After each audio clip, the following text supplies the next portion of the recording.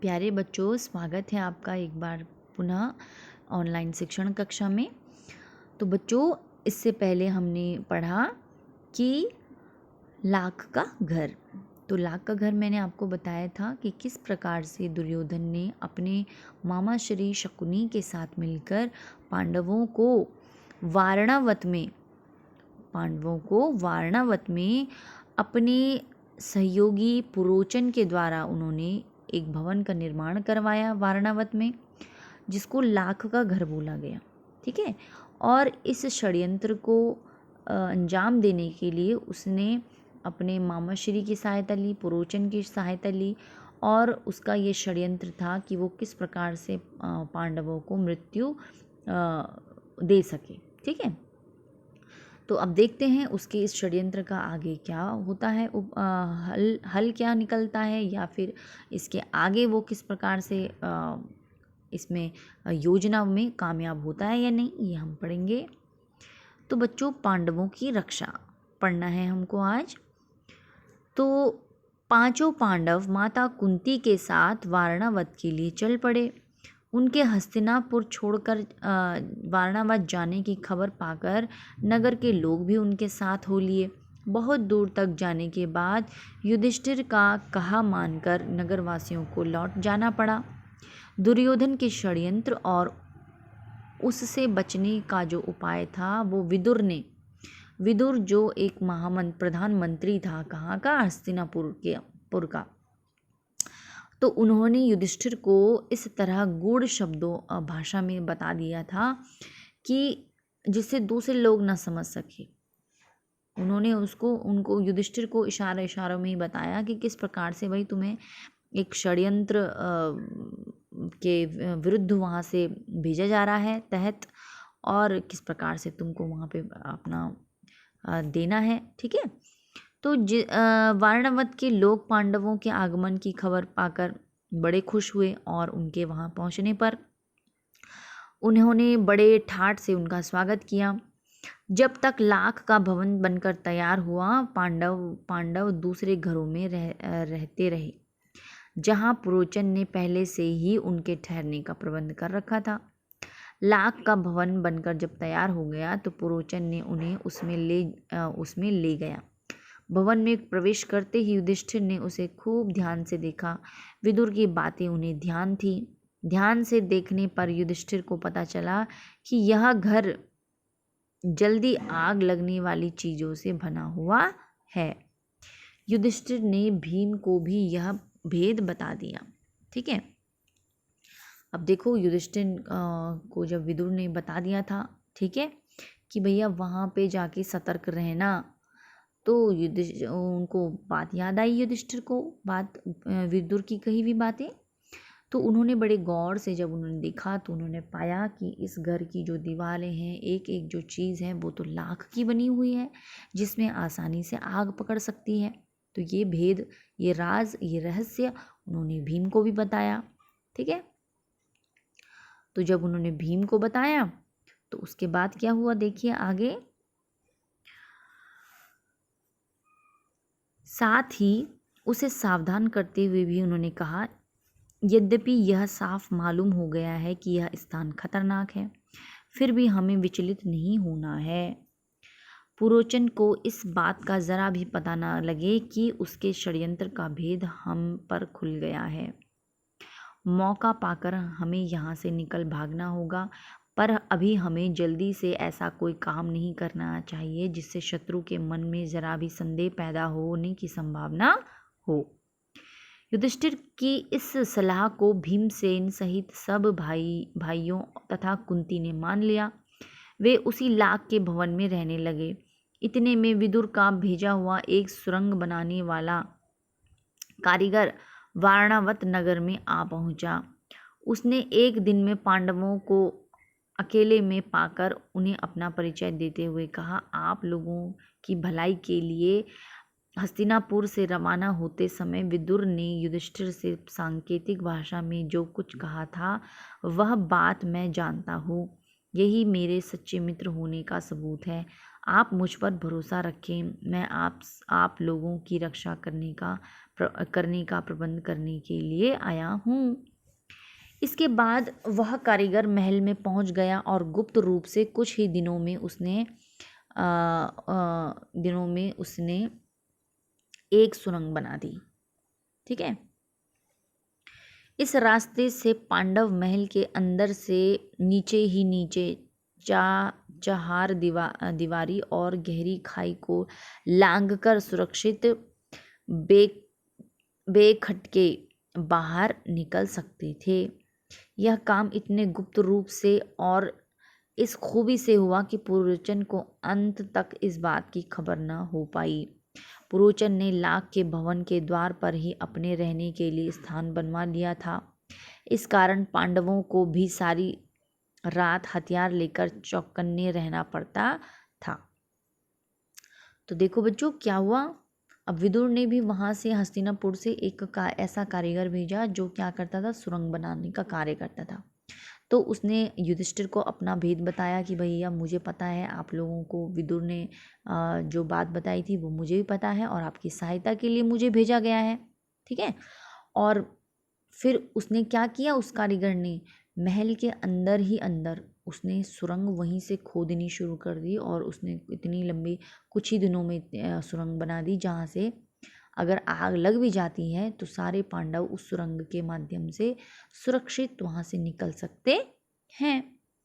एक दिन पुरोचन ने सोचा कि अब पांडवों का काम तमाम करने का समय आ गया है। समझदार युधिष्ठिर उसके रंग ढंग से ताड़ गए कि वह क्या सोच रहा है। ठीक है। किसके रंग ढंग से? पुरोचन के रंग ढंग को युधिष्ठिर भाप गए थे कि ये अब क्या करने वाला है। युधिष्ठिर की सलाह से माता कुंती ने उसी रात को एक बड़े भोज का प्रबंध किया। ठीक है। नगर के सभी लोगों को भोजन कराया गया। बड़ी धूमधाम रही, मानो कोई बड़ा उत्सव हुआ। खूब खा पीकर भवन के सभी कर्मचारी गहरी नींद में सो गए। पुरोचन भी सो गया। आधी रात के समय भीमसेन ने भवन में कई जगह आग लगा दी और फिर पांचों भाई माता कुंती के साथ सुरंग के रास्ते अंधेरे में रास्ता टटोलते टटोलते बाहर निकल गए। भवन से बाहर वे निकले ही थे कि आग ने सारे भवन को अपनी लपटों में ले लिया। पुरोचन के रहने का मकान भी आग लग गई। सारे नगर के लोग इकट्ठा हो गए और पांडवों के भवन को भयंकर आग की भेंट होते देख हाहाकार मचाने लगे। कौरवों के अत्याचार से जनता क्षुब्ध हो उठी और तरह तरह से कौरवों की निंदा करने लगी। लोग क्रोध में अनाप शनाप बकने लगे, हाय तौबा मचाने लगे और उनके देखते देखते सारा भवन जलकर राख हो गया। पुरोचन का मकान और स्वयं पुरोचन भी आग की भेंट चढ़ गया। वारणावत के लोगों ने तुरंत ही हस्तिनापुर में खबर पहुंचा दी कि पांडव जिस भवन में ठहराए गए थे वह तो जलकर राख हो गया है और भवन में कोई भी जीता जागता जीवित इंसान नहीं बचा। ऐसी उन्होंने सूचना भिजवाई। धृतराष्ट्र और उनके बेटों ने पांडवों की मृत्यु पर बड़ा शोक मनाया। वे गंगा किनारे गए और पांडवों तथा कुंती की उन्होंने जलांजलि दी। फिर सब मिलकर बड़े जोर शोर से रोते और विलाप करते हुए लौटे। परंतु दार्शनिक विदुर ने शोक को मन में ही दबा लिया, अधिक शोक प्रदर्शन न किया। इसके अलावा विदुर को यह भी पक्का विश्वास था कि पांडव लाख के भवन से बचकर निकल गए होंगे। पितामह भीष्म तो मानो शोक के सागर में ही थे, पर उनको विदुर ने धीरज बंधाया और पांडवों के बचाव के लिए किए गए अपने सारे प्रबंध का हाल बताकर उन्हें चिंता मुक्त किया। उनको बताया उन्होंने कि भाई पांडव की मैंने सुरक्षा कर दी थी, वे जीवित हैं। ऐसा उन्होंने केवल विदुर ने किसको बताया? भीष्म पितामह को बताया। लाख के घर को जलता हुआ छोड़कर पांचों भाई माता कुंती के साथ बच निकले और जंगल में पहुंच गए। जंगल में पहुंचने पर भीमसेन ने देखा कि रात भर जगे होने तथा चिंता और भय से पीड़ित होने के कारण चारों भाई बहुत थके हुए हैं। माता कुंती की दशा तो बड़ी ही दयनीय थी, बेचारी थक कर चूर हो गई थी। सो महाबली भीम ने माता को उठाकर अपने कंधों पर बैठा लिया और नकुल एवं सहदेव को कमर पर ले गया। युधिष्ठिर और अर्जुन को दोनों हाथों से पकड़ कर ले गया और वह उसी जंगली रास्ते में उन्मत्त हाथी के समान झाड़ झंखाड़ और पेड़ पौधों को इधर उधर हटाता व रौंदता हुआ तेजी से चलने लगा। जब वे सब गंगा के किनारे पहुँचे तो वहाँ विदुर की भेजी हुई एक नाव मिली। युधिष्ठिर ने मल्लाह से सांकेतिक प्रश्न करके जांच लिया कि वह मित्र है कि नहीं। वे लोग अगले दिन शाम होने तक चलते ही रहे ताकि किसी सुरक्षित स्थान पर पहुंच जाएं। ठीक है। सूरज डूब गया है और रात हो चली है। चारों तरफ अंधेरा छा गया। कुंती और पांडव एक तो थकावट के मारे चूर हो रहे थे, ऊपर से प्यास और नींद भी उन्हें सताने लगी। चक्कर सा आने लगा। एक पग भी आगे बढ़ना असंभव हो गया। भीम के सिवाय और सब भाई वहीं जमीन पर बैठ गए। कुंती से तो बैठा भी नहीं गया। वह दीन भाव से बोली, मैं तो प्यास से मरी जा रही हूँ। अब मुझसे बिल्कुल चला नहीं जाता। धृतराष्ट्र के बेटे चाहें तो भले ही मुझे यहाँ से उठा ले जाएं, मैं तो यहीं पड़ी रहूँगी। यह कहकर कुंती वहीं जमीन पर गिरकर बेहोश हो गई। माता और भाइयों का यह हाल देखकर क्षोभ के मारे भीमसेन का हृदय दग्ध हो उठा। ठीक है। वह उस भयानक जंगल में बेधड़क घुस गया और इधर उधर घूम घाम कर उसने एक जलाशय का पता लगा ही लिया। उसने पानी लाकर माता व भाइयों की प्यास बुझाई। पानी पीकर चारों भाई और माता कुंती ऐसे सोए कि उन्हें अपनी सुध बुध तक न रही। अकेला भीम मन ही मन कुछ सोचता हुआ चिंतित भाव से बैठा रहा। पांचों भाई माता को लिए अनेक विघ्न बाधाओं का सामना करते और बड़ी मुसीबत झेलते हुए उस जंगली रास्ते में आगे बढ़ते ही चले गए। वे कभी माता को उठाकर तेज चलते, कभी थके मांदे बैठ जाते, कभी एक दूसरे से होड़ लगाकर रास्ते पार करते और ब्राह्मण ब्रह्मचारी का वेश धरकर एक चक्रा नगरी में जाकर एक ब्राह्मण के घर में रहने लगे। माता कुंती के साथ पांचों पांडव एक चक्रा नगरी में भिक्षा मांगकर अपनी गुजर एक दिन करके दिन बिताने लगे। भिक्षा के लिए जब पांचों भाई निकल जाते तो कुंती का जी मतलब हृदय बेचैन हो उठता। वह बड़ी चिंता से उनकी बाट जोहती, यानी उनकी राह देखती थी। बाट जोहना मतलब राह देखती थी कि कब उनके पुत्र भिक्षा मांगकर आएंगे, सकुशल घर आ जाएंगे। उनके लौटने में ज़रा भी देर हो जाती तो कुंती के मन में तरह तरह की आशंकाएं आने लगती। पांचों भाई भिक्षा में जितना भोजन लाते, कुंती उसके 2 हिस्से कर देती।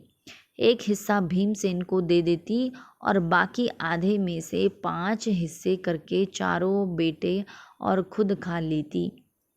तिस पर भी भीमसेन की भूख नहीं मिटती थी। हमेशा ही भूखा रहने के कारण वह दिन पर दिन दुबला होने लगा। भीमसेन का यह हाल देखकर कुंती और युधिष्ठिर बड़े चिंतित रहने लगे। थोड़े से भोजन से पेट न भरता था, सो भीमसेन ने एक कुम्हार से दोस्ती कर ली। उसने मिट्टी आदि खोदने में मदद करके उसको खुश कर दिया। कुम्हार भीम से बड़ा खुश हुआ और एक बड़ी भारी सी हांडी भरकर उसको दी। भीम उस हांडी को लेकर भिक्षा के लिए निकलने लगा। उसका विशाल शरीर और उसकी वह विलक्षण हांडी देखकर बच्चे तो हंसते हंसते लोटपोट हो जाते। एक दिन चारों भाई भिक्षा के लिए गए। अकेला भीमसेन ही माता कुंती के साथ घर पर रहा। इतने में ब्राह्मण के घर के भीतर से बिलख बिलख कर रोने की आवाज़ आई। अंदर जाकर देखा कि ब्राह्मण और उसकी पत्नी आंखों में आंसू भरे सिसकियां लेते हुए एक दूसरे से बातें कर रही हैं। ठीक है, तो बच्चों ये चैप्टर अभी और आगे बचा हुआ है, तो उसे हम नेक्स्ट पार्ट में पढ़ेंगे। ठीक है, ये पार्ट 1 है और अगला इसके आगे हम पार्ट 2 में पढ़ेंगे।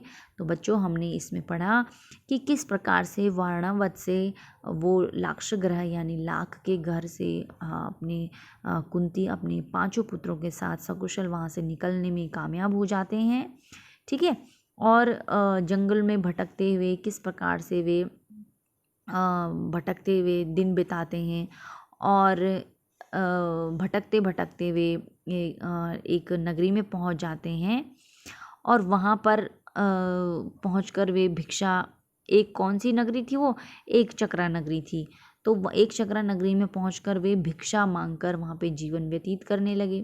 ठीक है, भिक्षा मांगना यानी कि घर में जाकर वो लोगों से अन्न मांगते थे, अपने लिए भोजन मांगते थे। ठीक है, तो उसे हम भिक्षा कहते हैं। तो आगे इसका जो भी आगे होगा उसे हम नेक्स्ट पार्ट में पढ़ेंगे। तो बच्चों आप लोगों से भी मेरी यही आशा है कि आप भी पढ़ने का प्रयास करें, लिखने का प्रयास करें और इस कहानी को समझने का एक बार फिर से आप प्रयास करें। तब तक के लिए अपना ध्यान रखिए। धन्यवाद।